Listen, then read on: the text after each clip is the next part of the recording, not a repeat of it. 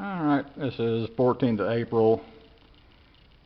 Up here working on the McCormick Farmall 140 with the split grill early series. This is the fuel bowl I took off.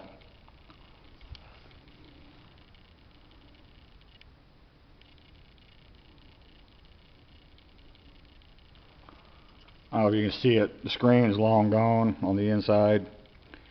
The shutoff valve has got a pretty bad bend in it and it's not seating correctly. Gasoline engines like to shut off the fuel and let them run until it drains the carburetor. It saves you a lot of grief in the long run. And I could have got a repop on the original, but it was $79, I think. So got an $11 one with the screen, brand new. Coming off of it, I've got a piece of 1/4-inch tubing with a compression fitting going over to an inline fuel filter.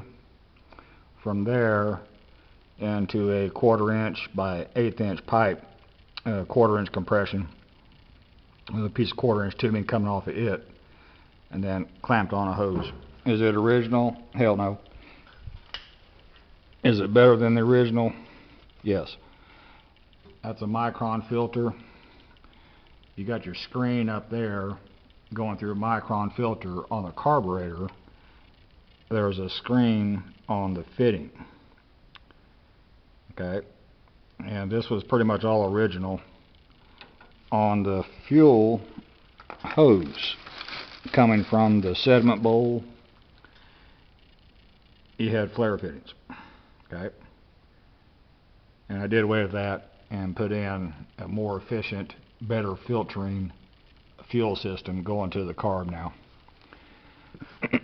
I save all these old parts, so if by chance I want to sell this tractor at some point and someone says, well, no, it's not original, I say, well, hold on, here's all the original parts, put them back on if you want. But now I can shut my fuel cock at the tank sediment bowl. It will eventually run out of fuel and the engine will die just like it's supposed to, so I know I got the fuel out of my carb. Keeps it from gumming up. So that's all for this one. Simple fix. Fairly cheap fix too. I like that. Fittings were $4.90. Hose clamps are about 10 cents a piece. That inline fuel filter is about $3. And that kind of generic sediment bowl, I believe it was a $12 part and about $6 shipping.